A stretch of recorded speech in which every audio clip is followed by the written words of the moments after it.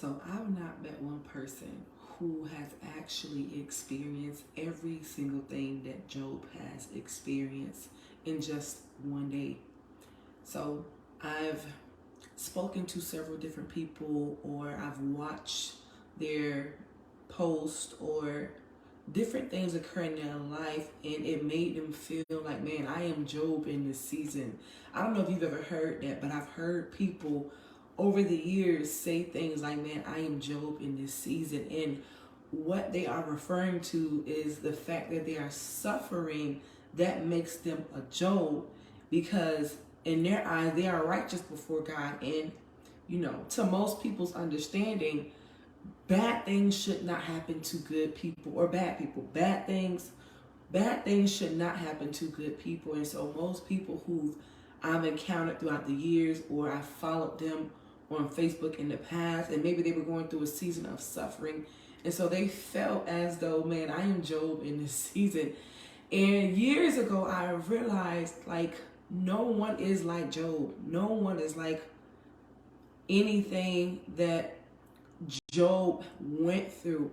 What people fail to realize is that Job did not go through what he went through, over the course of a year or a month or a week. Most people, they have one major event that happens in their life, and they feel as though I am Job in this season. But when you read Job's story, when you read his life, like, God considers Job. So within just the first two chapters, God reiterates this. He talks about how Job is a perfect man, how Job is upright, how Job eschewed evil. He rejected evil. He deliberately avoided evil. He turned his face from evil. And so God reiterates this, stating that Job was like no other. And I think it says that there was none like Job in all the earth, or in the east. Yes, it says, so that this man was the greatest of all the men of the east. Job was perfect. That's what it says in the beginning. And so Job's life was changed in just a moment. And so he had everything. He had thousands, 3,000 or 7,000 sheep, 3,000 camel, 500 yokes of oxen, 500 asses, a lot of wealth. He had 10 children. He had 7 sons and 3 daughters. And so Job had a lot. He had a lot. And what most people don't realize or don't understand is that this was taken from Job in all a moment, in a blink of an eye. This stuff didn't occur over weeks or days. Most people experience one traumatic event and they feel as though God is their enemy. They feel like, woe is me. They feel like they are Job. And you don't realize that Job not only lost his wealth and, his inheritance in that moment concerning his children and his land and all that, but this all happened for Job in one day. Like, if you read it, it was like, as he was getting one news, somebody else was coming with more news. And as he was getting that news, somebody else was coming with more news. And as I was reading that this morning, I'm like, I would have still been trying to digest the first news, because I think the first news was his ox. I think that was the first thing that happened. Yes, his ox. The sunbeams came and they destroyed that and killed the servants. And then, while he was getting that message and trying to take it all in, someone else came and told him, hey, the fire of God is falling from heaven, and they burnt up your sheep. Like, you can't even fathom what that day was like for Job. Like I said, most people, I've talking to several people throughout the years, and people find themselves angry at God. Now, I've not met anyone crazy enough or bold enough to outright say, I'm mad at God or I'm angry at God.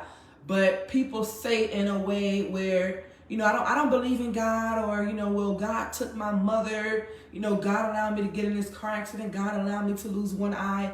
God allows me to lose one limb. And so I've met people that have become bitter over the years towards God because of their condition or because of what they've experienced. If God was good, then why did he take my mother? Why did he take my loved one? Why did he allow her to suffer from cancer? Why did he allow my dad to die from drunkenness? Why did he not allow my sibling to die from an overdose if God was good? And so no one has outright said, I hate God or, I'm mad at God. Most people will come off in a way where, something traumatic has happened in their life where they've suffered and they feel as though God owes them something. And so most people don't fear God. And then you have the other side to where people feel as though, well, I'm Job in this season because, I lost my grandmother or I lost my mom or I had this happen to me. And Job was not a wicked man. He was not someone who went to parties. He was not someone, that did wickedly. And so what he was going through was unusual. And there's specific reasons as to why Job was going through what he was going through. It was because God had placed an assignment on his life for Satan to tempt him. And so most people, although you're out here and you're living your life and you may suffer things in and out your life, well, there's a reason for that. It's because of sin. It's because, you're out of the will of God, or, maybe God is doing other things. But specifically for Job, there was a purpose behind what God was doing and why God was allowing Satan to have his way with Job in this moment. And so Job lost everything. He lost his children. He lost his camel. He lost his oxen. He lost everything. And this was not just something where it was nothing for Job. Like it says that he loved his kids. When you read about, the beginning, it says that he offered up sacrifices for his kids because he actually loved them. And so losing all of his kids was not just something where he could just shrug his shoulders and be like, oh, well, like, no, he mourned for them. Most of you, like I said, you have a breakdown with your car and you're mad at God and you feel like I'm Job in this season. Like, no, you're not. You don't know what Job went through and what it took for him to maintain faithfulness in the midst of his suffering. Like, even in the end of that, getting all of these bad news in one day, not a week, not a month, not a year. Like I said, most of us, we go through things within a year. Job went through all of this in one day. You can't even fathom what that's like, getting news after news. Hey, man, your mom just died. Hey, man, the house got burnt down. Hey, man, you just lost your job. Hey, man, you owe the government. Hey, man, you got a warrant. You're about to be arrested. Like, you can't imagine all of that happening in one day. You would not know what to do with yourself. Most people will probably just kill themselves. They would kill themselves. They would curse God. They would hate God. They would blame God, most people. But Job did not do that. Job's heart remained faithful to the Lord. It says that in all of this, you can't even imagine someone losing everything in one day. In all of this, Job did not sin. And he did not curse God foolishly at all. It says that he did not sin with his lips as well. A lot of times when we are going through things, one of the things we have to be mindful of is how we use our words and what comes out of our mouths. Because in a time of suffering, you can be so emotional, you can be so vulnerable, and you can start saying things loosely out of your mouth that you could regret later. Suffering will cause a person to begin to curse God and to blame God and to be angry at God. And anybody that's angry at God is a dangerous person because you know not who you ought to be fearing. You know not who it is that you're mad at. This is the one that has breathed life into your soul. This is the one that wakes you up and allows the sun to shine on your life and the rain to fall on life. This is the one that has the power to cast both body and soul into hell. And so I've met people who consider themselves to be mad at God and angry at God because of what they are going through in life. And it's like, you're not even considered a righteous person before God, yet you're mad at God because you've lost a loved one, or, you've experienced a sickness or mental illness, or, you were born a certain way. And so you're angry at God. You're mad at God. But you don't understand that God does love you. And whatever is happening in your life, God is allowing it. And it's for a purpose and it's for a reason. And so most people, in the midst of their suffering, they don't turn to God. They don't turn to God. They don't bless God. Job Come on now, this man just lost everything. Like, imagine that. Imagine that he had everything, and in a day, lost it all. Like I said, most of us, we lose stuff over, over the course of a month or a week, and it'd be one thing. It'd be one thing. Your bank account is in the negative, or you lost your job, or you lost, like I said, you lost a loved one, which is most people's. What's the word? That's most people's argument. I think out of the many people that I talked to throughout the years, most of their argument was, well, if God was good, why did he take my daughter? There was a lady that I met years ago where her daughter overdosed. If God was good, why did he take my daughter? Why did he allow this to happen? Why did he take my mom? Why did he take my dad? Why did he allow me to be this way where I have one leg amputated because I went to war? Why did God allow me to be this way where I'm a little autistic? Why did God allow me to be this way where I struggle with anxiety? Why did God make me this way to where I struggle with depression? Why did God make me this way to where I'm suicidal? And you find these people bitter at God, mad at God because of their conditions, not realizing sometimes God allows things to happen in our lives for his glory. Just like the man that was blind. The disciples asked him, who did sin? Why is this person blind? What kind of sin did he do that left him this way, that left him in this state? And Jesus told his disciples, listen, some things are purposely done, meaning some people are born artistic. Some people are born with the cliff palate with the lips. Some people are born the way that they are born simply for the glory of God, because God decides what and who he wants to do with whoever and whatsoever. And so with Job, God allowed Job's life to be like this as an example to show us that really he's in control. And although to us Job's life seemed really hard and really messed up, in the midst of all of this, him trying to take it all in and accept the fact that, man, I just lost everything, Job worshiped the Lord. He worshiped the Lord. It says in chapter 1, verse 20, then Job arose. So this is after he's gotten the news of his children and his animals and everything that he has. It says he rented his mantle and shaved his head. And this was a sign of grief and sorrow. That's what they did back then in those times in that region. They would rent their clothes as a sign of grief. And so he was mourning. Job was mourning. That was hard for him. It wasn't like Job was, sitting somewhere and saying, yes, God, I'm strong. No, this was very real for him. This really happened. This really happened. This is not no fairy tale novel. This is not no, fiction story. This really happened. This man experienced the loss of everything in just the course of one day. And like I said, he mourned for his children. It says that he fell down upon the ground and worshiped and said, naked came I out of my mother's womb, and naked shall I return. The Lord gives, and the Lord has taken away. Blessed be the name of the Lord. In all of this, Job sinned not, nor charged God foolishly. He mourned for his children. That was hard. He loved his children. He did. That's why when you read in the first chapter, he made sacrifices unto the Lord on their behalf. He interceded on their behalf. He loved his children, and he lost all of that. And in the midst of suffering, pain, and not to mention, when you read the chapters after 1 and 2, right after that, or even in chapter 2, Satan goes back to God on behalf of Job and says, well, actually, God answers first. God says, where have you come from? And Satan answers, to and fro throughout the earth. And here goes God Almighty again, recommending Job for the job. I love it. God recommended Job for the job.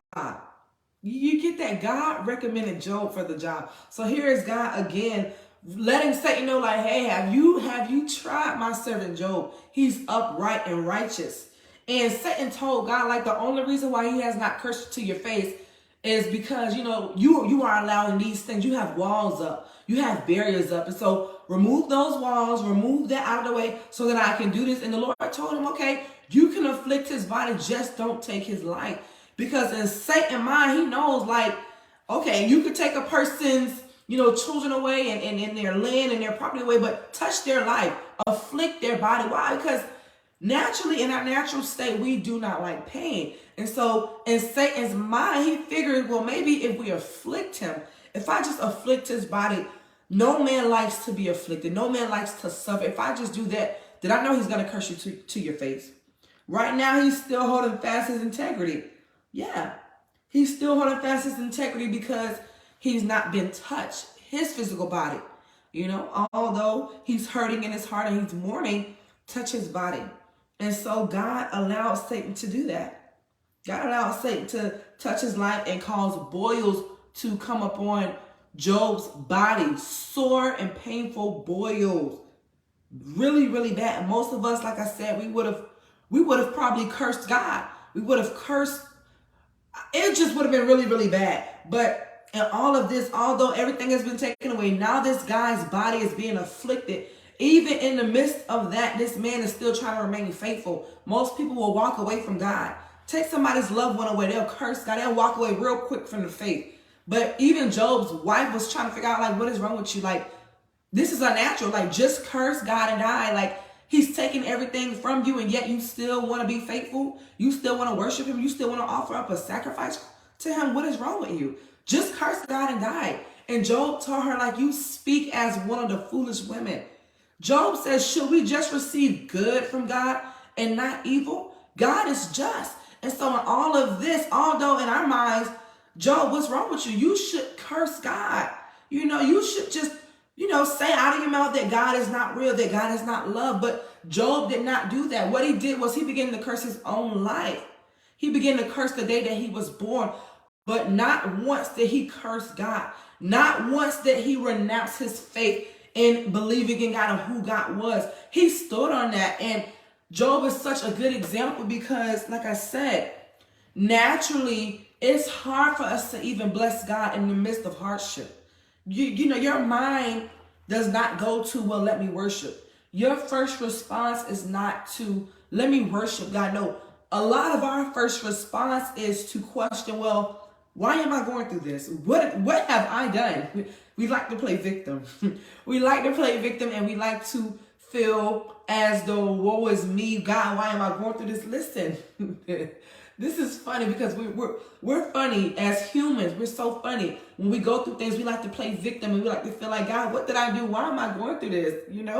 And most of the time, we're out of the will of God. Most of the time, it's a reaping and a sowing. Most of the time, it's just sin. It's sin that we are reaping the consequences of because of our lifestyle. It's just sin. And our first response isn't worship unto God when we go through something. Our first response is, why me? What did I do? God, why is this happening to me? And our mind goes to take it away. I don't want to suffer, take it away. But Job's response was worship unto God. His response was worship. His response was, let me offer up a sacrifice. His response was to bless God. How many of you can say that in the midst of suffering, you bless God? You bless God. People say that they are Job in a season, but they are not blessing God. Most people, they're not even in the will of God. They're not even saved. Yet they question, why am I going through what I'm going through? And most people can be angry at God in their heart and feel as though God is their enemy because they do not fear God. People don't fear God. And because people don't fear God, this is why people can feel justified and can feel like I should not be going through this. Wait a minute, you was just doing this last week. You was just doing that the other day. You was just doing that last night. Yet now that, sin has caught up to you, the consequence has caught up to you, now you feel like, save me. You feel like, save me. You feel like, I don't want to go through this. You feel like, why did God allow this to happen? Yet, because you don't fear God, you overlook the fact that, wait a minute, you contribute. Like, no, you open that door. You open the door to sin. You sent with your body. You sent with your mouth. You know, you went to these places. You sowed that. Now it's time to reap. Now you feel like you're Job. Now you feel like, you know, where is God? Why did God? I'm telling you, I met several people who said things like, well, where was God?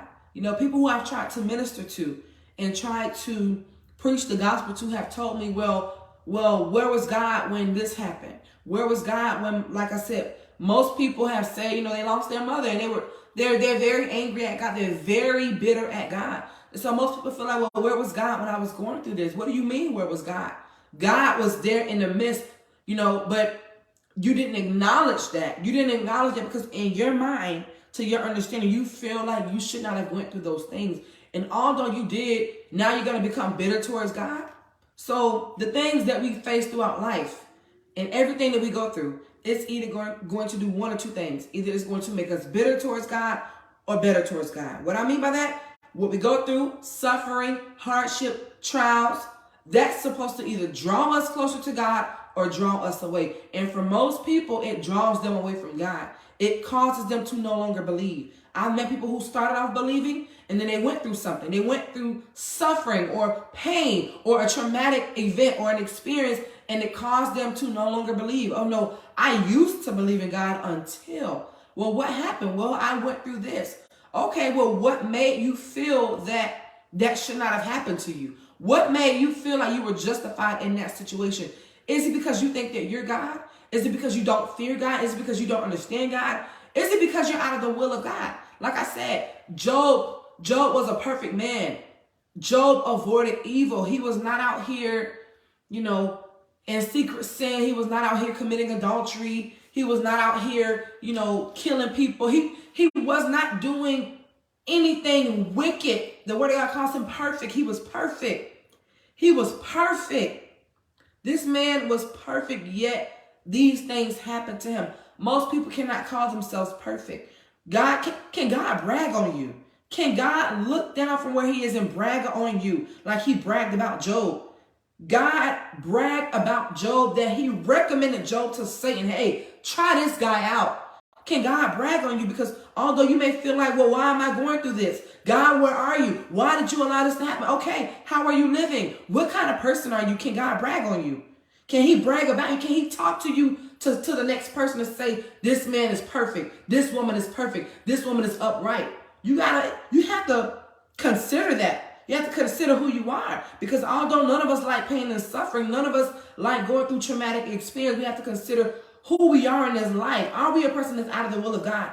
Are we a person we do our own thing? Are we a person we lack the fear of God, and then when things happen, we say things like, see, I knew there wasn't a God. See, I knew God wasn't real. See, I knew God didn't love me. Because if he did, he would not have taken my grandma away from me. If he did, he would not have allowed me to lose that job. If he did, I would have never caught a flat tire. I would have never had to get my arm amputated or, you know, have gone blind, have to wear glasses now, or have to do things this way. If God was real, I would never have to do et cetera, et cetera, et cetera, or have to go through this. And so we lack the fear of God, which is why people are so comfortable. People are so comfortable to speak ill of God, to speak loosely of God, and to say things like, God is not real. Oh, you know, I used to believe, but he's not real. Matter of fact, I don't even believe that there is a God.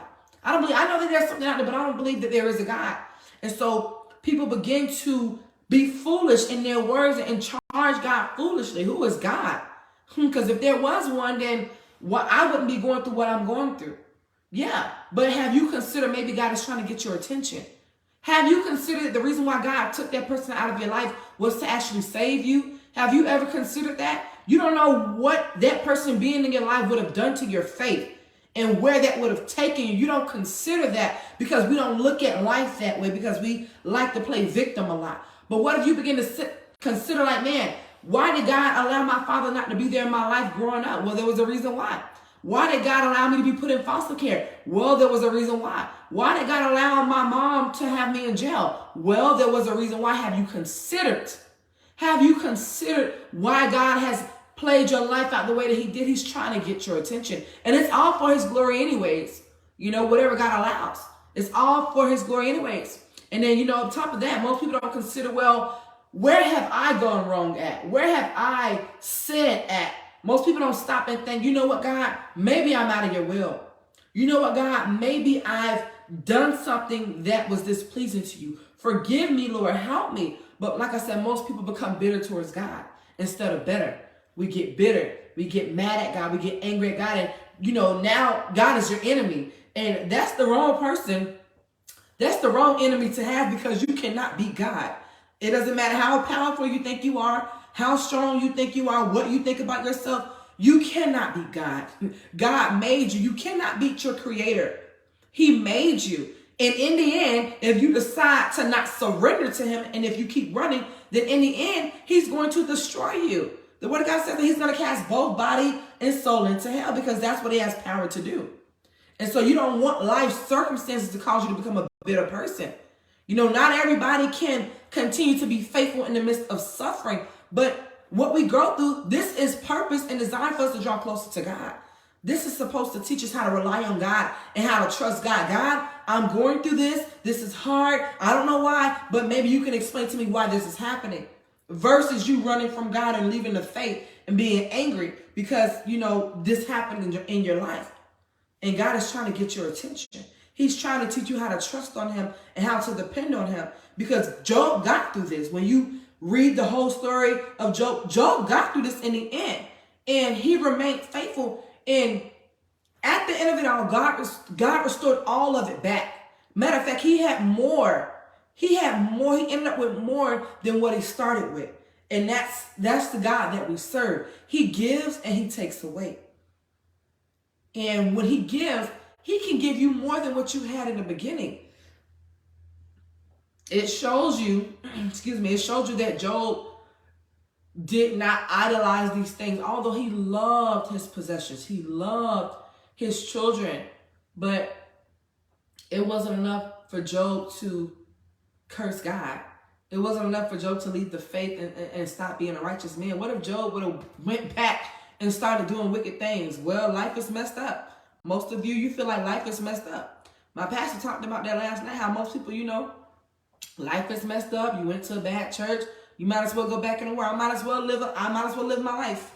I might as well live my life. I might as well go find something to get into. I might as well go smoke. I might as well go drink. The word of God doesn't say that, after this happened, Job went to a bar and started drinking and had a couple drinks, and most will feel justified in that. Well, I just lost some things. So, it's right for me to drink. It's okay for me to drink. I need to clear my mind. I need to get this off my chest. I need to get through this. I'm mourning right now. I'm grieving right now. And so it's right for me to drink. It's right for me to smoke. It's right for me to go and do wickedly. Job did not do that. The word of God doesn't say that Job went to a bar and had some beers. No. Job did not go out to a strip club to clear his mind because of what he went through. No, Job went before the Lord. He went before the Lord and he worshiped God. Most people there, after they go through what they go through, they go to the bar. Yeah, I deserve to have a couple drinks because I'm mourning right now. I'm mourning a loss. I deserve to smoke some cigarettes and some marijuana because I'm mourning right now. I deserve it. I feel justified because of what I went through. But Job did not do that. You don't see nowhere in Job's story saying, that he went and he did this.